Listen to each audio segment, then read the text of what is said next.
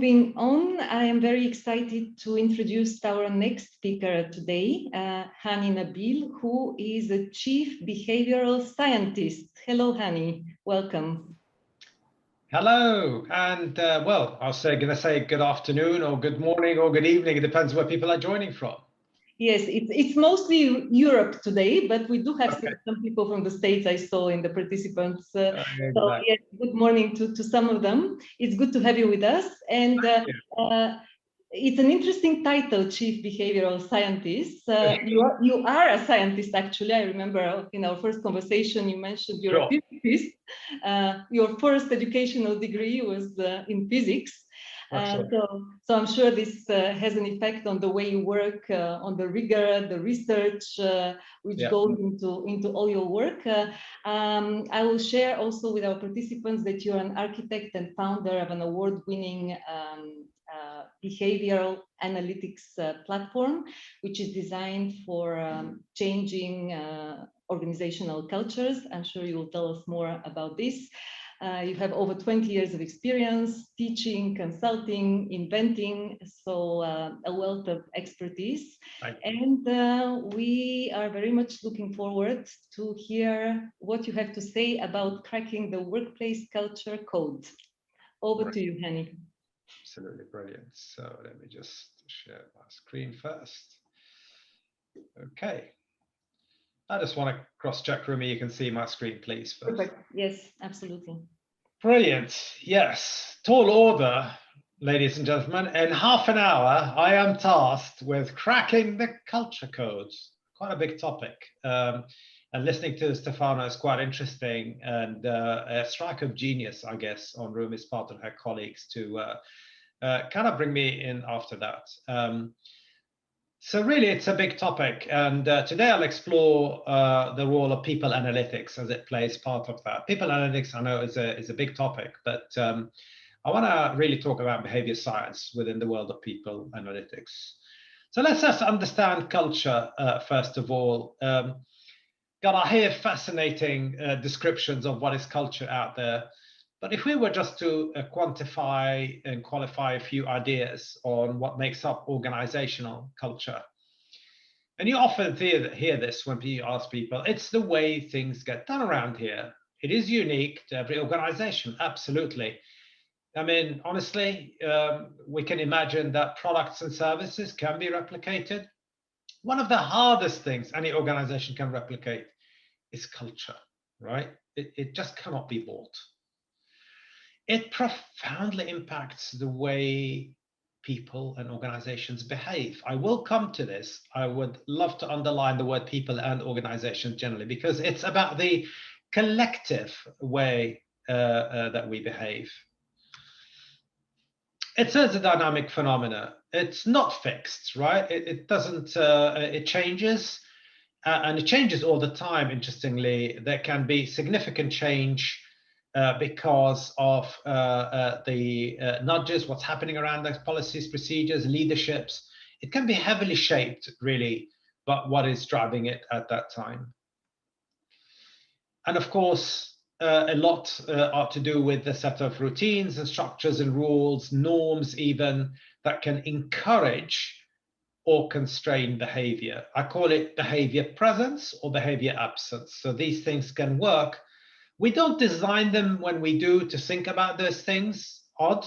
I will introduce another word later, culture by design. I don't know if I'm even allowed to do that these days, but trust me, it is important to think about it, because we rarely design our structures and routines, our rules, even our reward systems in companies and organizations. We rarely design them to actually encourage behaviors, which is odd. We just design them without any thought to that, in fact. And it is heavily linked to our values and belief systems. Even if you think outside of organizations, at country level, at home, the word I believe is important, but essentially it's the I behave, and therefore I behave is critical. Now, of course, different variances of beliefs may drive different variances of how far I enact or behave something. And culture shapes the how we work. In an organizational context, it significantly shapes how an organization, or what actually an organization considers to be the right decision. I know you have probably observed and seen many top brands, a lot of organizations sadly hitting the news for the wrong reasons. And we cannot just keep blaming purely everyone at that company. Essentially, we could have driven those decisions organizationally. And we perhaps implemented rewards or systems or ways of working that we haven't thought that actually could really drive the wrong decisions rather than the right decisions. It could also drive what employees consider to be important around here. I bet you walk to a new job, new company, the first thing you've got is your culture antennas up. You know, what can I do around here? What is it that I can't do, right? This will not be driven by your personality. Be careful of that, right? It really is about, oh, I know how to live around here. I know what I can do, what I can't do.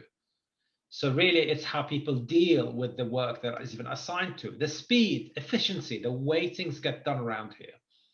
Even though, also, I know I heard Stefano talk about this, it has a direct impact on receptiveness to change, right? I sometimes call it actually the ability to be resilient in different situations. You change to remain resilient. Or even some regulatory guys in regulatory environments tell me it's about the reflexivity. You know, can an organization change? There'll be a lot about this later on as a case study, and its receptiveness to change in the face of difficult situations. And the attitude of stakeholders outside to an organization. How do we deal with people outside the organization? All of this, believe it or not, how critical all of those things happen. Culture can shape it. If strategy is the what, I remember a lot of the time I get asked about this, but to remind everyone here, if the strategy is the what we're going to achieve, culture is always the how we're going to achieve it. And behavior start telling you the why things happen around here. Really significant. So what? Why should we care? Well, if you get it right, you might be rewarded. A healthy culture can drive customer satisfaction, can drive transformation, change, even digital transformation, can even make you a market leader, can drive your innovation. These are just examples of what a healthy culture can do for you. However, so what? If you get it wrong, guess what? You're going to destroy customer loyalty. No one's going to join you. People want to leave, right? I mean, a lot of the time, sadly, people leaving organizations put it down to culture, and performance will just dwindle away. You actually kill almost the brand value, the value of your organization by not having the right culture to drive its existence. Brilliant. I know you're going to all probably think of now the good old Peter Drucker, culture eats strategy for breakfast, whether he was right. So what about metrics? Well, most of the time in all the research, I notice that organizations create a strategy that tends to focus on building a clear financial plan. Important. Build a work in progress operational plan. I'm sure we all have seen one. In fact, they will sort of build a talent plan. You know, we think about the skills and what we need here. They'll probably have one. And here you go. Almost everybody neglects even considering a culture plan. Imagine those words I said before, culture by design. Can you imagine the madness here that I want to propose for a minute? And bear with me. To actually say, can we design a culture that actually drives the behaviors we want to see, that is going to be unique to our DNA of who we are, so that we live and enact what we believe in? And sadly, when we don't have a culture plan, what happens? Culture is simply left to chance. With the wind, it will take you where it wants. So how do we measure culture? Obviously, the hardest thing, and as you've already got to hear, I am a scientist by nature, but I love measurements, right? Without science, we can't work. And ultimately, the art of measurement, if I may call it that, as much as it is a science, is very important, very critical. Absolutely. And can we measure culture effectively? Well, we can. The idea which is a common myth that culture and behavior cannot be accurately measured, is shattered now by the introduction of very new, powerful analytics platforms out there. In fact, if you do it right, culture being driven by the leading indicator being behavior, effectively behavior-based evaluation turns organizational culture from this abstract of, well, you know, it's a gut feel, I'm not sure, into a definite measurable metric and a source of MI, management information, which we all love. And alongside this, organizational culture becomes the most critical lever that anyone can turn to drive performance. In fact, it is unique. It is unique to every culture, every organization. And that's why we care about measuring. If you can't measure it, you can't transform it, fix it, try it. It really is simple and very important to have that lesson in our head today. Essentially, what I'll talk later about the research that I will share with you is that if we want to approach culture measurement through behavior, there are two measurement points before you go to the world of analytics and not one. What do I mean by this? Stefano, I think, somewhat actually got close to this, which was quite interesting. It's about, for each person, how I behave at work, and for the same person is what is it that I observe at work. The behaviors I do, so how I live within the system, for people who love to think about systems thinking, but actually, what is the system? So what are the behaviors that I see around me en masse? Essentially, those behaviors I see around me drive what I do. And what's really interesting here, since I'm talking about transformation, people talk about change. However, we bring them in a classroom, we tell them all about, you got to change, this is what you got to do.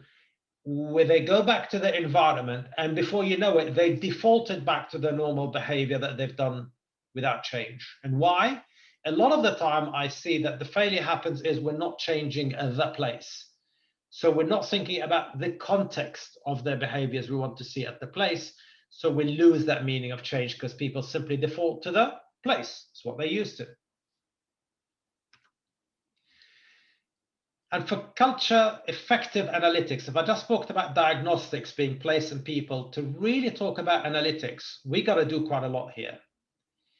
Based on our 7 years research, we examined 229 behaviors in which we understood that 30 factors of behavior are critical in a culture context. Basically, the sample size we measured was over 51,000 participants across 60 diverse organizations within 61 countries. What we've learned from all of this is to understand culture, you've got to have diagnostic that talks about behavior, that accurately measures behaviors. You've got to measure, as I've just articulated before, basically measure behavior measurement of the place and its people. How do I behave? How do I observe? And this is en masse, not just one, you're interested in the mass. You've got to link it to lots of outcomes, right? It's context. You know, the behaviors are unique to each organization, and people can't just look at behavior and go, this is right or wrong. If you link it to outcomes, you get great things out of it, because now you can deliver predictive analytics. If you connect leading indicators with lagging indicators, what you can do, for those of us who love science, do multi-level modeling, multi-regression analysis to start actually knowing which behaviors predict these outcomes. Suddenly, we go from culture with a rear view mirror to actually turning those and saying, we know the impact of our culture for the future. It's got to be actionable. So you got to talk behavior. It's no good anymore saying, can we increase sales performance? Can we transform from A to B state? Can we increase speak up, innovation? What does it mean in behavior terms? Is there a behavioral plan? Its behavior's got to take action on, hence it's got to be actionable. And from that, you can also deliver path analysis, i.e. you can't work on all outcomes at the same time. It's too much. But which behaviors drive which outcomes, and is there a connection between the outcomes? Effectively, you have a roadmap. For those of us who love the mathematics, path analysis is about structural equation modeling. Okay, let us now talk about a case study that will bring it to life. The Great Reset. We are in an opportunity. The world is egalitarian. It's dealt us all a blow, I'm afraid, called the coronavirus pandemic. And it's interesting. We see things play out significantly with companies. We have no choice. We have got to innovate. Our business is not usual. We've got to find ways of working with adversity. Outputs and behaviors could confuse. What do we want to see? What behaviors we want to see? I see a model. We're going to elaborate on that. Often framed as, well, is this just carrying on as business as usual? No, it's not. We are in a situation, interestingly now, that it's not business as usual. And we got to be able to think about how do we do things differently to keep going. As an example, we have seen companies who are agile by culture, and we are seeing that car makers can change their production lines to build ventilators. That's pretty agile. That just shows you how in a few weeks, I go from designing cars, designing vacuum cleaners, to making ventilators. That's crazy. We have seen it. What's different about those cultures? I'm sure you're asking that question. Well, I'm going to tell you. Basically, I always say don't throw out the baby and don't. Behaviors that drive innovation can be a tension with business as usual. Celebrate those. It's no problem. We're doing it for a reason. I mean, a company, if I go back to my example here that says, I make cars or I make vacuum cleaners, now I can make ventilators, there must be tension. That could be drag. Explore the drag. It's necessary. Don't use drag to kill your greatness and your innovation and the way that you could actually be agile and do things differently. Just ask what gets in the way, and what is the opportunity missed costs? Or if we don't do this, what will happen to us? And the good news in the story I'm about to explain to you and explore is that we've got here, it's a bit of a ta-da moment, showing all the behaviors that we had to measure. Remember, we started with 229 and we ended up with 30 that matter. Those 30, just as a subsystem of those, we've discovered in this research for two companies I'm about to talk about, that actually an agile innovation index were about out of focus, focusing on the outer world, what you're doing and the way it impacts the outer world. Synchronous means multiple ways of working, trying different things out, ability to fail early is okay. Driving, innovate, new and pioneering ideas. Conformity means we're going to obey the rules and regulations, we're not doing anything wrong. We've got to have a flexibility in the way we approach our work, flexible. We're going to be a bit radical. This cannot be business as usual as we are dealing with situations here. And we've got to be strategic. We've got to think about the impact of long term. The so-called now called the innovation index, based on these behaviors I've just pointed out. Let's bring that now vision of those behaviors into our story.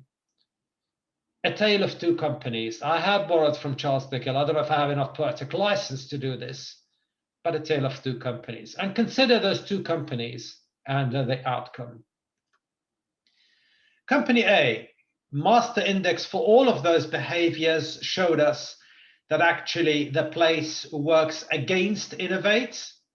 However, there are people in there that really can focus and innovate. Consider in this famous radar graph, if you don't know how to interpret radar graphs, don't worry, but just look at the difference between the place and its people. The blue line is the place, the blue line is the people, and the brownish line is the place. The place is about consolidate, standardized, right? They don't want to change anything. It's just business as usual. Be standardized, be moderate. Innovate doesn't exist, about consolidate. Lights off, lights on. Even the people that are within it, who are the innovators versus the place, won't succeed here, and they didn't. In fact, tenure is roughly 6 months. People go. The truth is that they have failed to drive a different way of dealing with the pandemic. Company B, same industry, similar size, same country, same index here, and look at the difference. The people and the place are more aligned, even the place is ahead. And consider this, the innovators and the place. Guess what? They just won 3 awards for having to deal with driving through innovative products and services, even during difficult time. Outcome, company 1 spent millions, company A got nowhere, company B said less money even, but culture drove into great innovation. Brilliant. Lots more to come in Lisbon. You'll be excited to know. I shall unveil, I didn't show today, predictive analytics, but for the same story, we'll go outcome first to talk about what behaviors drive performance or manage risk and by how much. Over to questions. Thank you, everybody, for listening.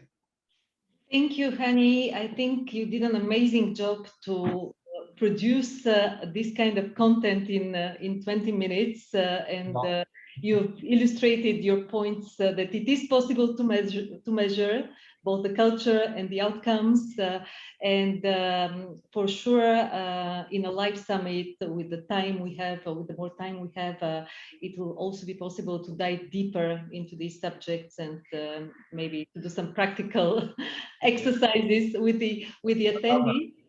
Yeah, I'm not sure if you've been able to look at the chat. I have some nice comments here. Pascal is saying treating culture the same as success metric is really brilliant. Yes.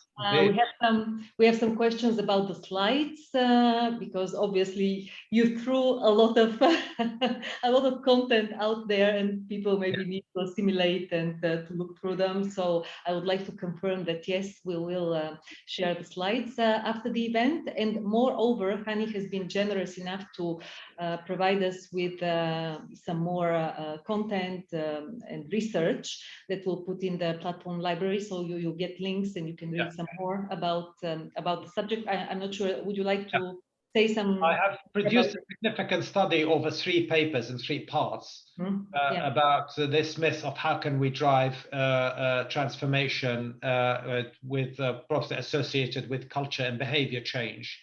So listening to Stefano, and I know that typically we find that most companies who try and address transformation fail.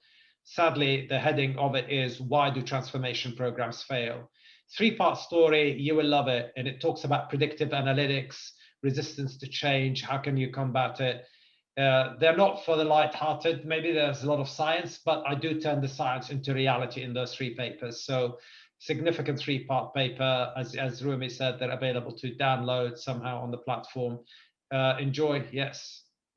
Thank you very much. I think for those who wish to learn more and dive into the subject, this is really precious.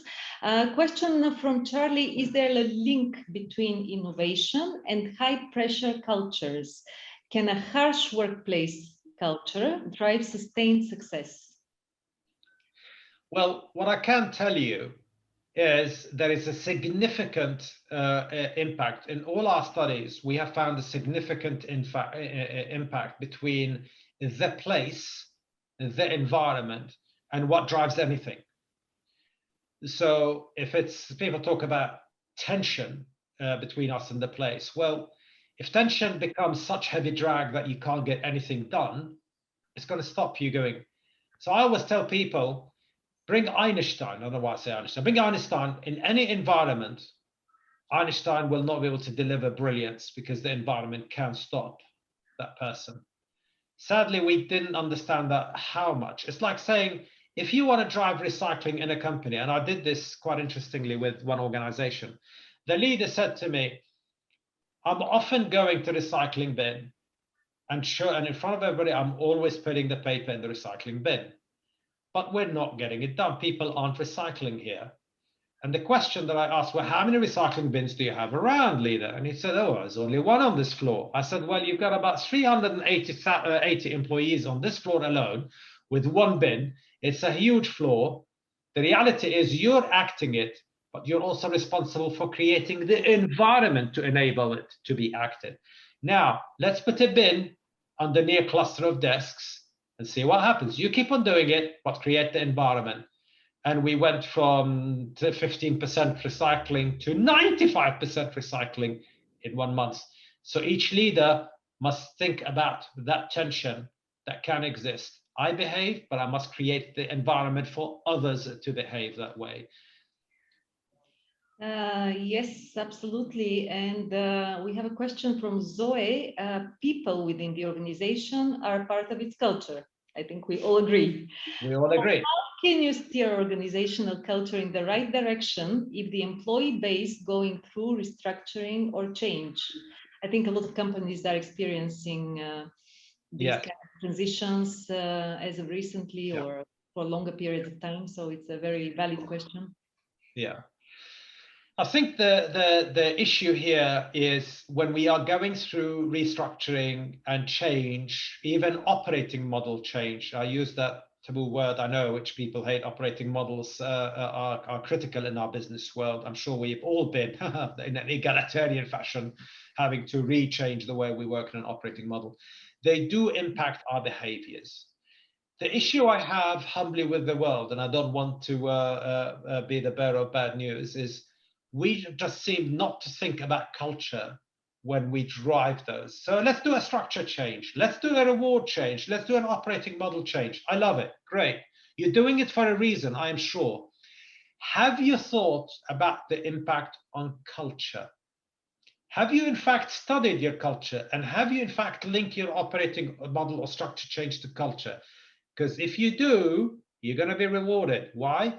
Because you know how it will impact, why it will impact, and you can address those for people. I mean, if we start dealing with, behavior change can happen in two ways. You do behavior bias training, or you're going to apply the famous nudge, right?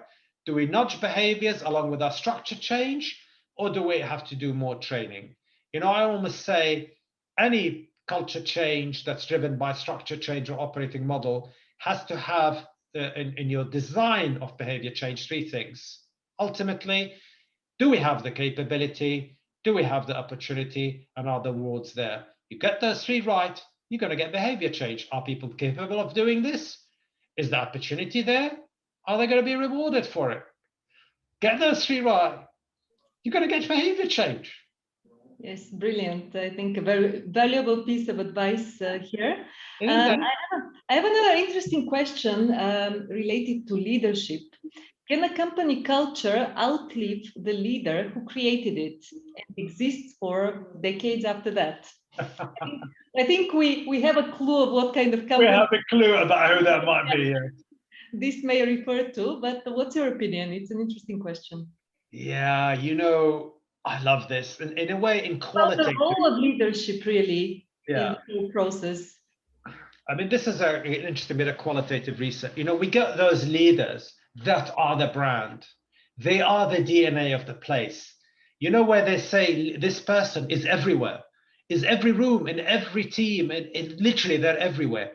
That means their behavior, I know the American way say, we have a strong culture. What they mean is that their behavior is defined and highly present. I always talk about behavior measurement is present or absent. And it's, how often do you behave that way means how present that behavior. So that DNA is highly present through behavior. And people are almost brainwashed. They just behave that way. They don't even think why, but it's highly there. And as soon as you take that leader out and some other management comes in, and you get confusion. They start driving other messages, other behavior. It's confusing. And those very strong cultures, in my calling that, with highly present key behaviors, if you're going to take the leader that was the architect of this culture, that's what they are. Essentially, either purposely, you are either literally stabbing, you're putting a big X on that culture and you're killing it, or you're basically going to change it for a specific reason. But you better know that with a so-called strong culture, highly distinct presence of behavior, if you're taking out that leader, which is the custodian and owner and driver of this, you're going to have significant disruption for either reason. Yes, thank you so much for this. And I think this is a good note to end today's session.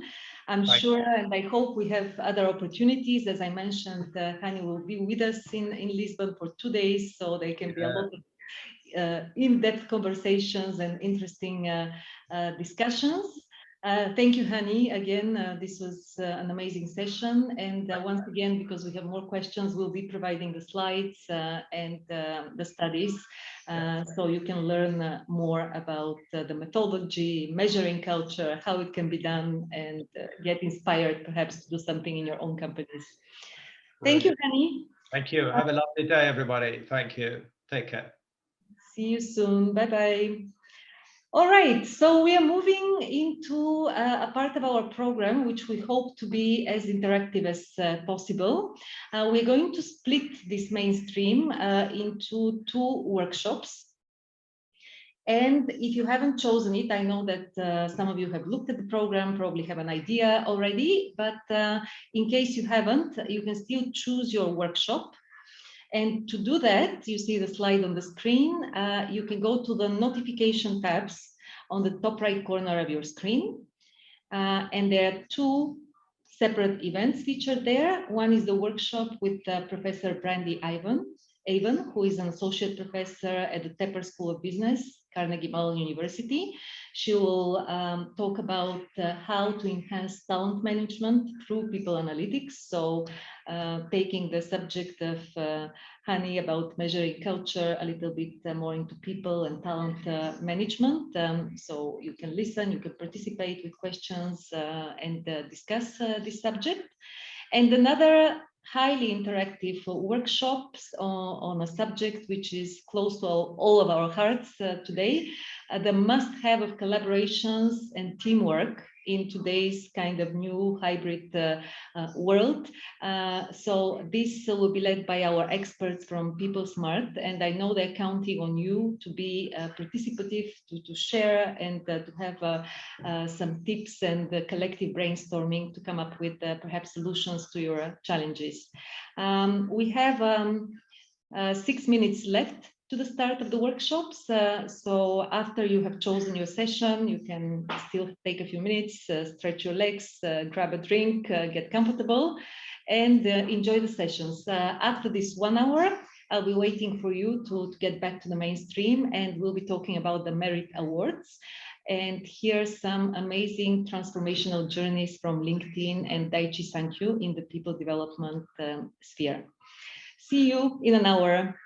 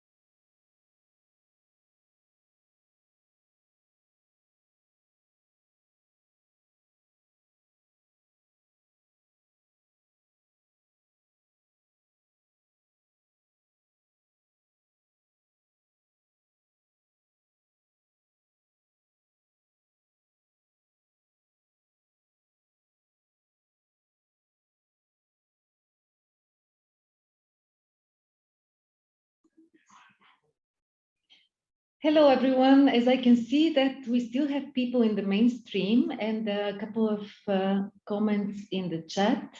Perhaps what I'll do is I'll just share my screen in case you're having trouble finding the notifications button. So I can show you how you can go into the workshops.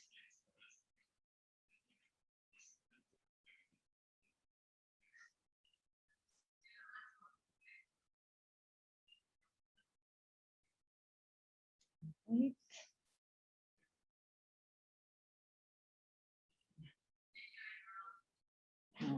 Okay.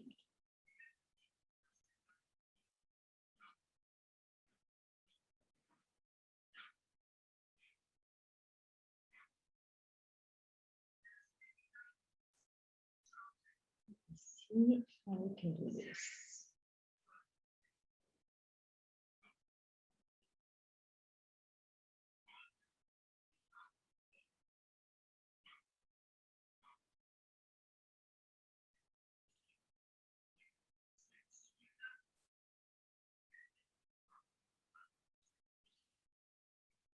Okay, I think you can see my screen now.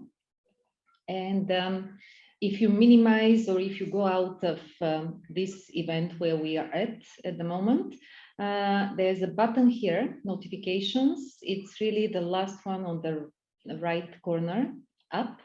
And you can see the two screens with the workshops. It's not the first one. This is the mainstream where I am at the moment, but you have two more: interactive workshop, how to enhance talent management with people analytics, or the other one, the must-haves of collaboration and high-performance teamwork. So if you click one or the other, you will find yourselves in the workshop. I hope it's clear now.